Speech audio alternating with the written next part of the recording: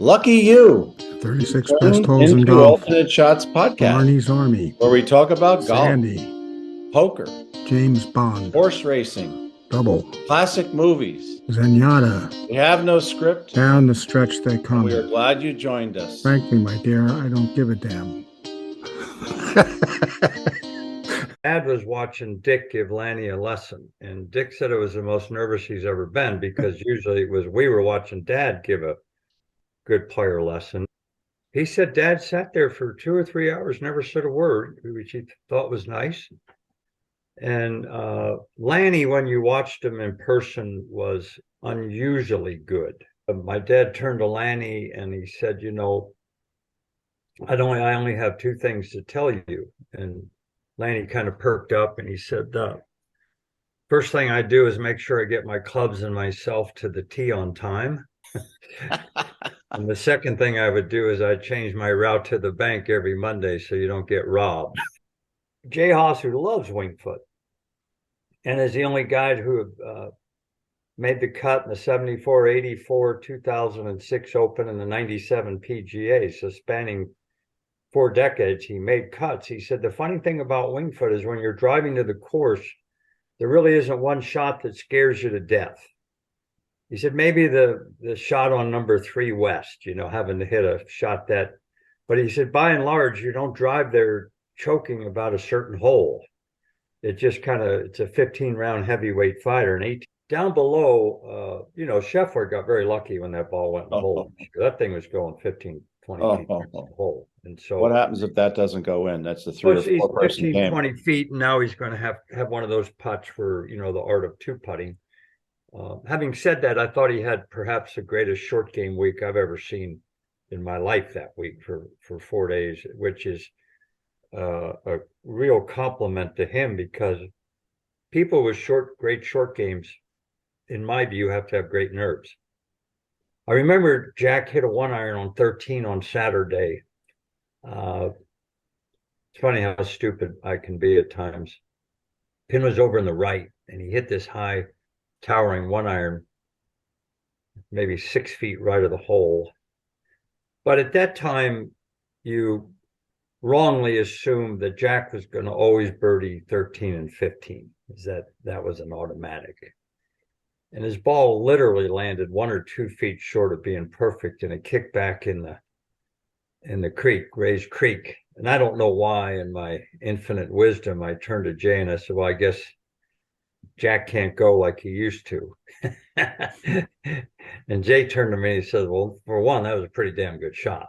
You know, that wasn't like he exactly choked on that shot. And then 24 hours later, when he won, Jay said to me, he says, please tell me when you think I'm finished. So he had remembered what I had said on 13, you know, and he put it kind of in the back pocket to bring it out at the right time. But he said, please let me know when you think I'm finished. But there was another year, I think he started out 6 shots back and went out in 31. And he had a beautiful drive on number 10. And he was kind of racing off the tee like Secretariat. And I got thinking, boy, I got to slow him down a little bit here because we got some water to cross coming up. And, you know, when you're caddying and you're in the middle of these things, it's not like you have something prepared because you're human too. And in my case, you know, his uncle won the Masters and my dad won the Masters. So this is a pretty special 2 hours that we're about to encounter. And so I caught up to him, and in my infinite wisdom, as I was going to be Bob Rotella before Bob Rotella, and I said, you know, Jay, when you were a kid and you were at little St. Clair Country Club in Belleville, Illinois, and you were putting on the putting green, waiting for your mom to pick you up, you know, the sun was going down, you had a putt to win the Masters or putt to win the Open. And I said, you know, we're kind of here right now. You know, we just have to make some good decisions and so on and so forth. And Jay said, well, that's a great story, Bill, but the fact of the matter is I'm not on the putting green at St. Clair Country Club in Belleville, and I'm not waiting for my mother to pick me up. I'm on the back nine on Sunday, and you couldn't get a grease needle up my fanny with a sledgehammer. Well, this was the reaction both of us had. We both laughed. It was a very funny interchange. And what I really liked about it was I liked his honesty. About that, just getting out of the line of play, how important that is when you're on a green. Well, when you're Everywhere on the caddy, course. if you're playing in a threesome, you know, you have to be totally aware of where every other player is at all points, even just on the fairways and stuff. So you're never kind of either in their line of sight or, you know, where they can see you in their peripheral vision. I remember caddying one time at Hilton Head, and Jay was playing with Gary Player, and we were on the 6th hole, and Jay hit first, hit an iron shot. We were maybe 10 yards behind Gary and to the left of him. And so I raced up to get the divot. And as I was coming back, Gary was already over his ball. And he looked at the hole, and he, out of his peripheral vision, could see me. And he stopped, and in all fairness to Gary, he went back to his bag and acted like he was wiping off his grip. But basically, I had disrupted his routine.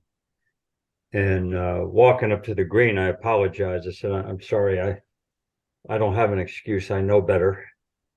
And his exact response was, no problem. I don't expect everything to be perfect. Funny thing, you know, if you watch tournaments on TV, a lot of times a player will hit out of the bunker, and while that player's caddy is raking the bunker, one of the other caddies will clean the ball for him. Right. And for some reason, Ballesteros would never let you clean his golf ball. This was one of those quirks. So once we knew that, we would, the two caddies, obviously they weren't with Sevy, we would joke on the first hole, you know, let's make sure at all points we go up and ask if, you know, please, Mr. Ballesteros, can we have the honor of cleaning your golf ball? Because we knew that he was going to kind of blow us off, you know. So we actually would do it on purpose to have fun with it, you know. And so, you know, I'd say to the other caddy, all right, it's your turn this hole, you know. So we were actually doing it on purpose to bother him a little bit. And every time he waved you off, every single time he waved you off. That's a nice And version. after a of while, he alternate waved you off shots. with a little bit of venom in it, I'd say, in the wave. But we were doing it on purpose just for that reason. Because Sevy had a reputation, I'm not going to say of cheating, but he was the European Tour at one point. He was the Arnold Palmer, let's say, of the European Tour. And they felt that he could intimidate the rules officials. There are some people that thought that Arnold could do it in his heyday. You know, the drop he got at 12 years ago, you know, when he beat Venturi by a shot, still not too many people understand that. But Do you think you could have ever caddied for your father, or would that have been so too that'd have much? been easy, because You wouldn't back have had to tell then, him the anything? caddies, the players never asked the caddies anything. And they didn't have yardages. They didn't have pin sheets.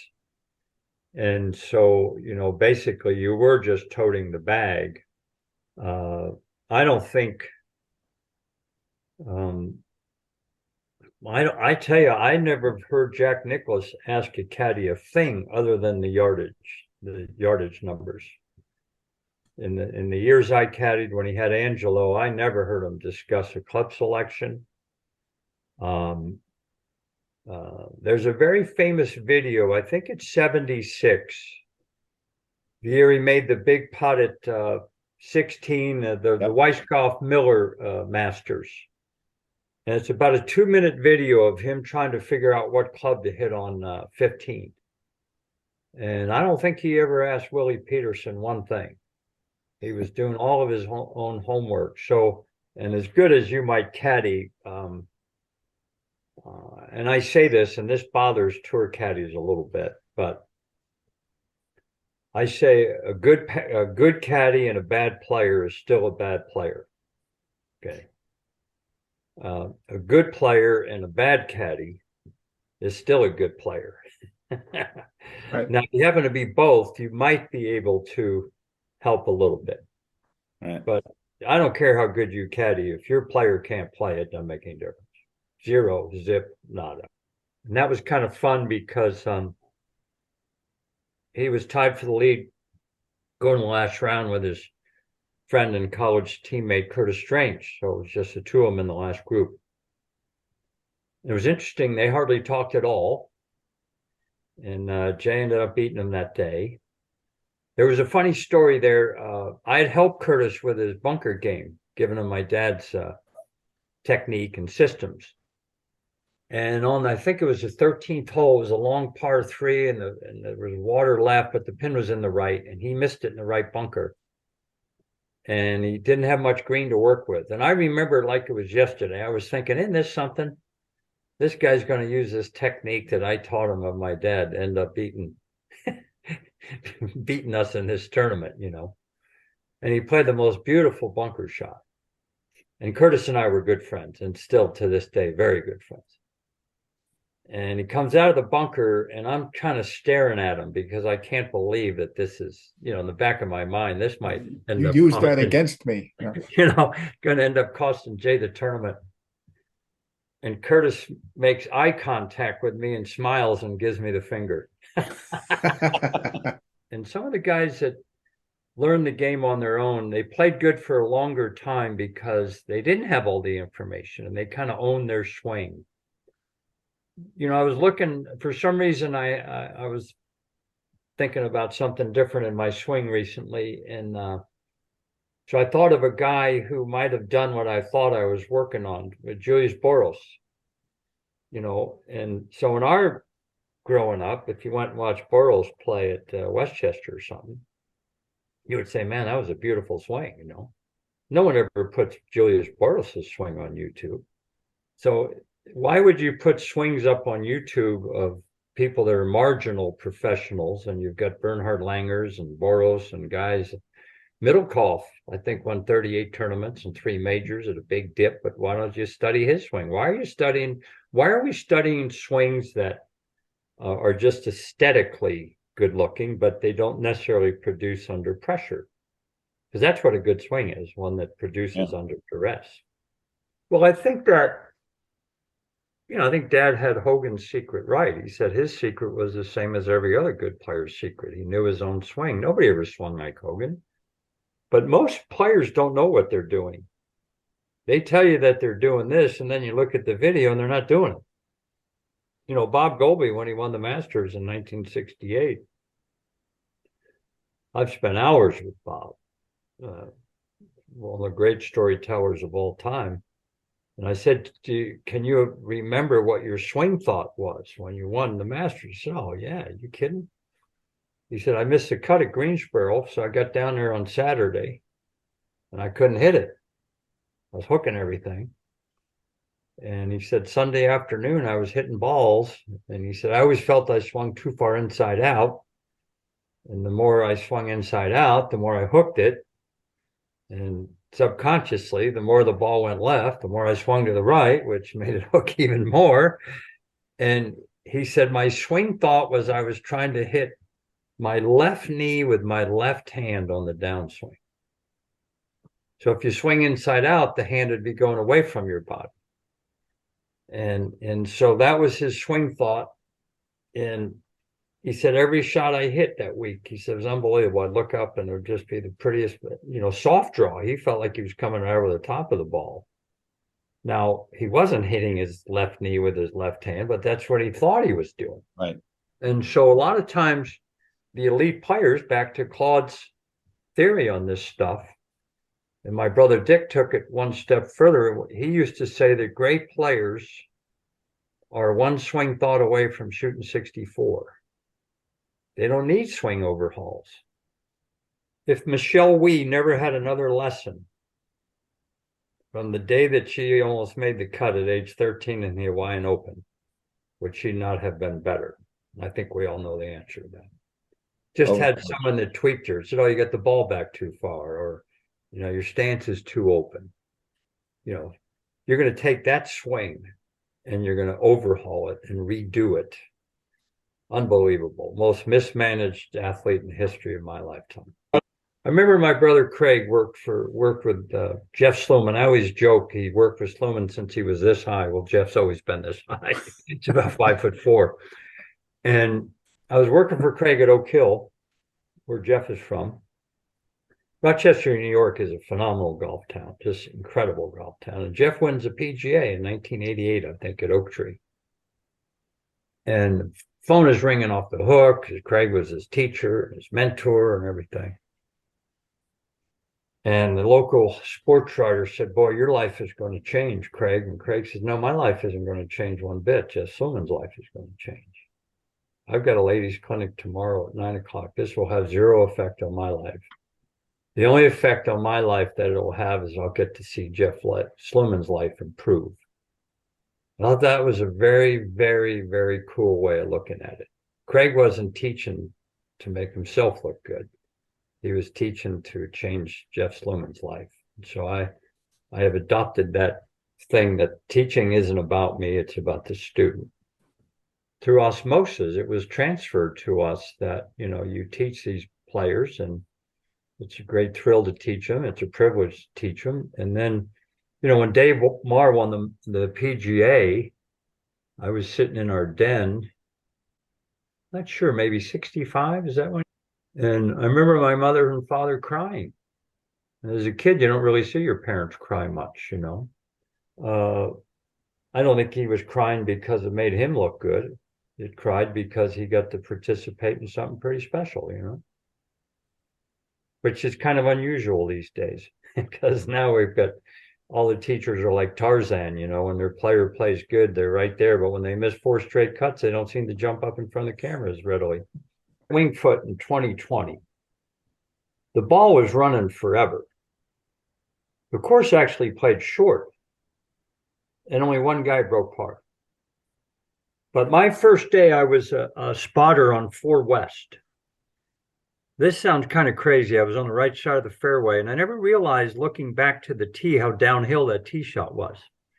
It never dawned on me when I was playing the hole because it was always driving a 4-iron or something.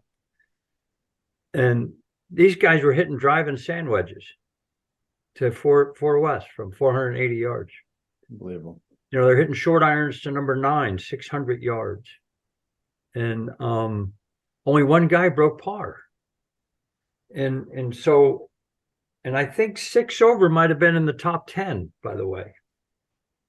But that's a joke to hit a driving a 9-iron to a 600-yard par 5, isn't it? That's not right. I don't care how big you are and all that stuff. That's not golf. The game shouldn't be this easy. You mentioned Bay Hill. I think of it's 16, right? The short par 5. Yes. I always think of Payne Stewart because that was his house behind the green. That's correct. You must have some stories with Payne Stewart. I was fortunate enough to get played with him on a Monday Pro-Am one time down here in Miami. That was just pure luck. He had kind of a throwback swing. He was he was a swinger, not a hitter, lifted his left heel, didn't do any of the modern stuff. But Payne was a winner. He was a guy that, there's an expression at that level, golf swings don't win tournaments, people win tournaments. And so he won 3 majors. When he got into the hunt, he was a show off, by the way he dressed and everything. And show offs usually do better, when the bright lights of the stage hit him. So he was an interesting character. Early on, he wasn't very well liked. I didn't know many players that liked him. He could be kind of acidic. I think towards the end of his career, he mellowed quite a bit. My only real, I had kind of quit caddying by the time he became real good. But we were playing with him at Abilene, the Legit Classic. So this is a story that comes to mind. And he drove it in the left rough on the 18th hole. And he had tree trouble. There weren't a lot of leaves. There were just these branches. And he kept taking these practice swings. And it really inhibited his backswing. And you guys play enough. Let's say there's a limb that makes you shorten your backswing 50%. And you take 20 practice swings and 20 practice swings. And when when it finally comes to the ball, you hit the limb and your swing. You do it almost every single time. Yeah. he hit the limb in his swing and it directed the club and he whiffed it. And without missing a beat, he screamed as loud as he could, "Strike one." And so I never forgot that. When you're Paul Tesori, caddying for Webb Simpson or Cam Young. So this week you're in Texas at the Valero Open. Next week is the Masters. Yeah. How's that like? I mean, some of these guys have net jets. Do you get invited on the jet? Do you have to get to the place? Well, there on were no call? net jets. Right. Net jets when I was out there. We just had Robin and I had our big Harmon recovery fundraiser last week, and at our little party the night before the golf, we had Julie Inkster, Jay, Billy Andrade, Tom Percher, and Joe Durant did a little Q&A. And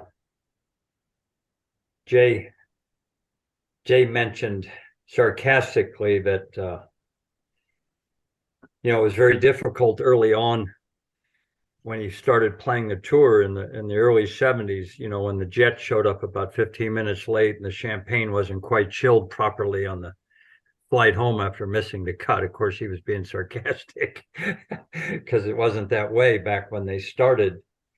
And my question to them was, I always like to ask questions that they haven't heard before, because these guys have been playing, and Julie have been playing competitive golf 40, 50 years.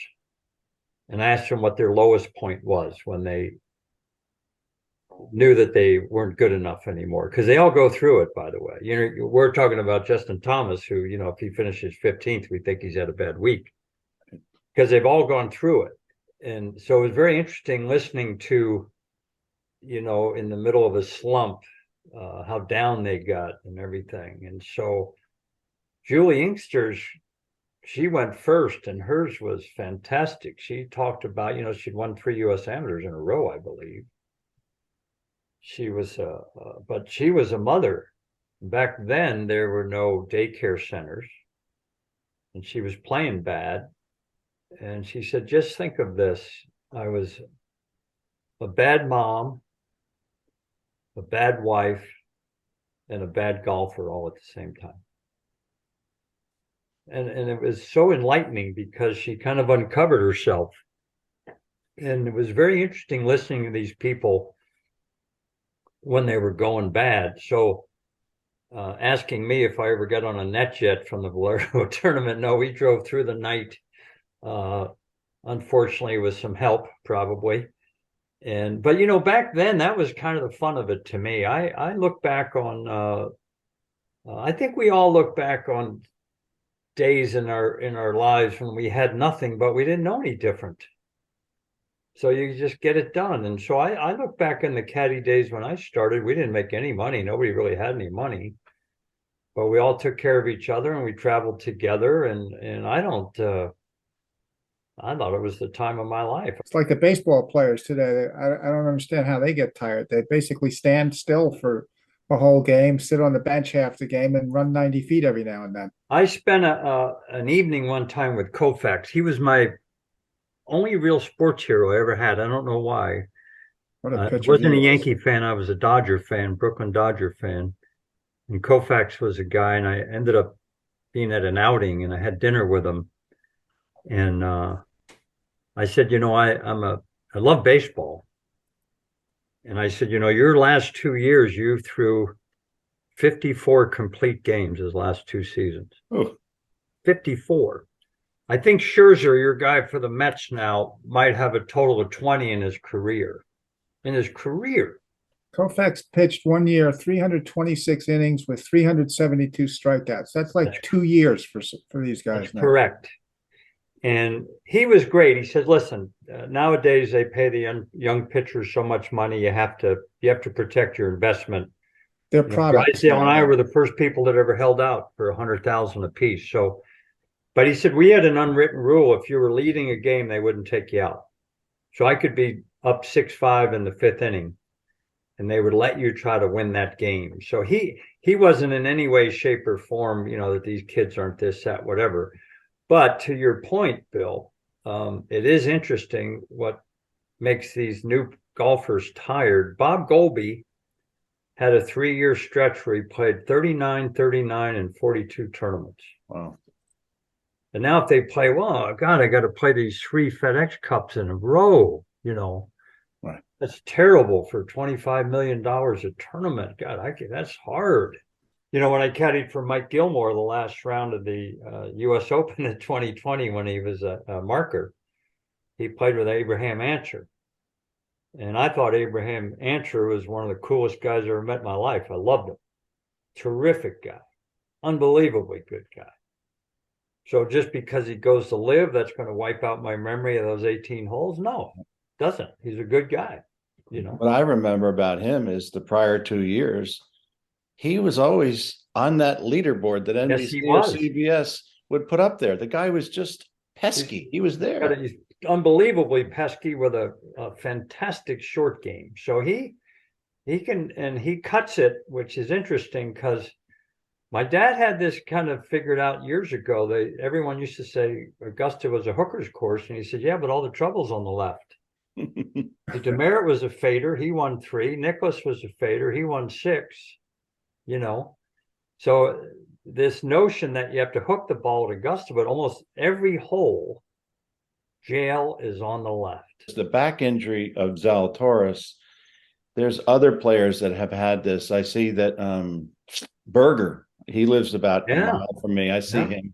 He's trying to get back from the back injury. And now I see this new friend of ours, Brandon Matthews. He pulled out of the tournament this week, back injury. What about that? Well, what I know about physical fitness would not fit into a thimble.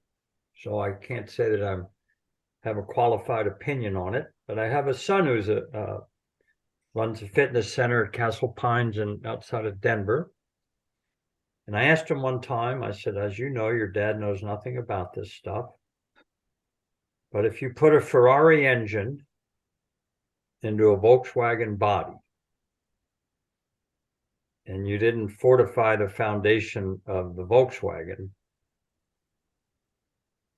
would it work? And he said, of course not. So I believe that physical fitness kind of hit golf late.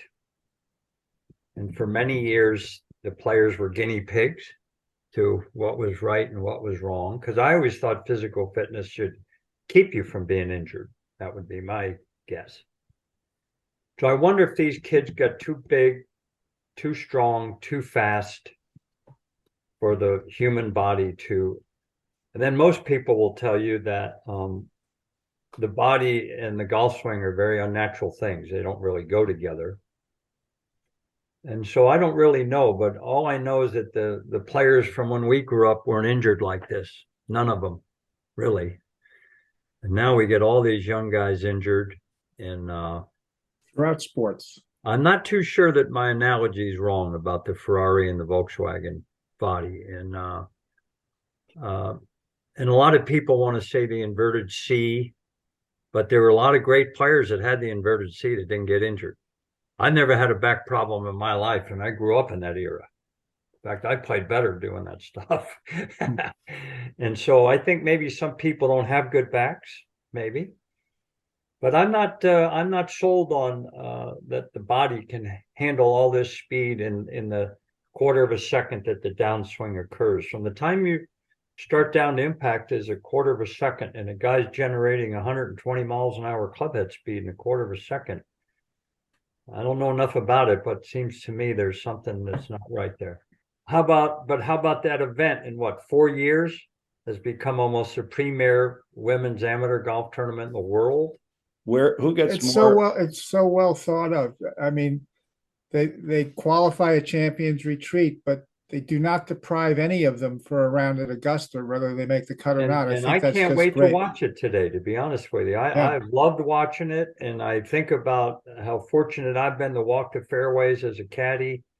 Obviously, to have a dad that won, but to play there like I have played there a few times, and now to see these ladies playing, it's just incredible what they've done, and I love watching it. And the one thing about the female players and the ones on the LPGA tour, they're uncanny straight hitters. Unbelievable, the quality of their golf. I think a few years ago, they had their PGA championship at Westchester Country Club. And they tore it up because they hit it straight, you see. That's not a tight course for them. So I think that as we watch the future of the game today, their play is incredible how good they are. And to see them do it at Augusta and hit those shots, it'd be interesting to see if there was a 15 to 20 mile per hour wind there. And the greens got hard and fast. It would be sporty, but the quality of that event, I think, has been so interesting, and it goes in line with how they run the real Masters. Actually, I saw one of the members the next morning, and I apologized. I said, God, we kind of took over up there, And the guy said, when my 3 guests got back to the cottage, they turned to me and said it was the 2 greatest hours they ever spent in golf. The next week, I went down to the TaylorMade place here in Carlsbad to get fitted for clubs, and Scottie Scheffler was there. And I don't know Scottie. And I'm just growing up in the family that I grew up in. I've learned to leave celebrities alone. But I actually wanted to tell him the story of us being in that locker room, and for him to imagine that his kids that aren't even born yet, 80 years from now, might sit in that locker room by their dad's locker and say, my dad won the Masters. Because you can't imagine that when you're a kid. You can't imagine even what it meant to us. I mean, we got choked up about it. What's the one thing that you'll always want to be thinking about your relationship with Winged Foot? I think Winged Foot in this country has been the most influential club in the history of American golf because of its relationships with the golf pros, and it's a golf club. And all the people that Winged Foot has mentored, all these young kids that come and go on to be great pros at every other club in the country, and then they branch out from there. I believe Winged Foot has changed the course of golf more than any club in America. When you look at the pros that they've had, assistant pros, and gone on to be great pros and great players all over the place. And I remember when I was there last time asking some of the pros, how often do you play? They go, 3-4 times a week. I don't play 3 or 4 times a season, And so another little feather in your cap, Caddy, PGA Merchandiser of the Year. She came there as a 22-year-old intern, right? Now she's a PGA Merchandiser of the Year. That says a lot for the club. That says a lot for the people there. So I think Winged Foot has influenced golf, not modern day golf the way it is now, because clubs are different. And I get all that. I work at one that's different. But Winged Foot has had more influence on the real golfers, in my opinion, than any club I've ever been around. Nothing's even close to it. And it did all of that without a driving range. Unbelievable. The worst driving range. This has been extra special, Billy. Thanks, I don't guys. know how it could be extra special after we did the 3 episodes earlier last year. I just, you keep amazing. And we have so many people that are asking us, when's Billy coming back on? Well, I can't wait to get back. I'm the lefty you can bring out of the bullpen when you don't have any other guests. Thanks for joining us Casper, today. Billy Harmon. We really appreciate your Double feedback. Indemnity. And please Markey. subscribe to the show Two-outer. and hit Claude the bell Harmon. icon so you get notified Movie of classics. new episodes. Mark Gable. Hit them On hard Job. and hit them off. Best 36 holes.